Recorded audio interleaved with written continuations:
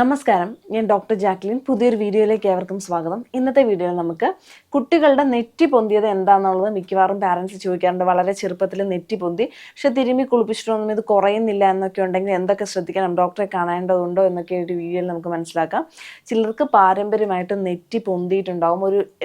ഒരു ലാർജ് ആൻറ്റീരിയൽ ഫോണ്ടിനല്ലേ പറയും, അത് നെറ്റി ഭാഗം കുറച്ച് പൊന്തിയിട്ടിരിക്കും. അപ്പം നമുക്ക് അങ്ങനെ നെറ്റി ഭാഗം പൊന്തിയിട്ടുണ്ടെങ്കിൽ വിറ്റമിൻ ഡി ഡെഫിഷ്യൻസി ഉണ്ട് അല്ലെങ്കിൽ കുറവുണ്ടെന്ന് നമുക്ക് അനുമാനിക്കാം. ചില കേസുകൾ അത് സത്യമാറുണ്ട്.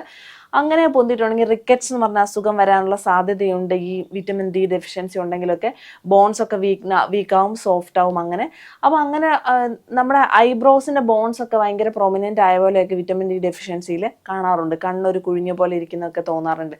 അപ്പോൾ വിറ്റമിൻ ഡി ചെക്ക് ചെയ്യുന്നത് നന്നായിരിക്കും. പിന്നെ ഹോർമോണൽ ഡെഫിഷ്യൻസീസിൽ ചില പിറ്റ്യൂട്ടറി ഗ്ലാൻഡ് റിലേറ്റഡ് ആയിട്ടുള്ള കുറച്ച് ഹോർമോണൽ പ്രശ്നങ്ങളിൽ നമുക്ക് ഈ പറഞ്ഞതുപോലെ നെറ്റി പൊന്തിയത് കാണാറുണ്ട്.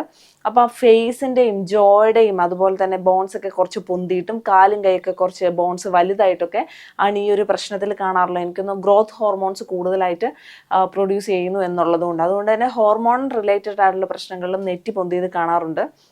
അതുപോലെ തന്നെ ഫ്രണ്ടൽ ബോസിങ് എന്ന് പറഞ്ഞിട്ട് ഒരു പ്രശ്നമുണ്ട്. അതായത് ഇപ്പോൾ ഈ പറഞ്ഞ പോലെ ഐബ്രോസിൻ്റെ ബ്രോ ഒക്കെ കുറച്ച് പിന്നെ പൊന്തി കണ്ണൊക്കെ കുഴിഞ്ഞിരിക്കുന്ന ഒരു അവസ്ഥയുണ്ട്.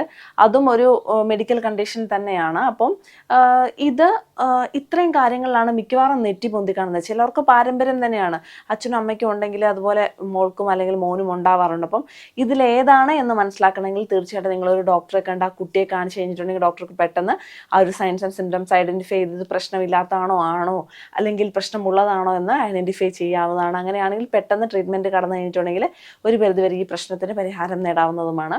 ഈ ഒരു വീഡിയോ എല്ലാവർക്കും ഉപകാരപ്രദമായെന്ന് കരുതുന്നു. മറ്റൊരു വീഡിയോയിൽ വീണ്ടും കാണാം. നന്ദി.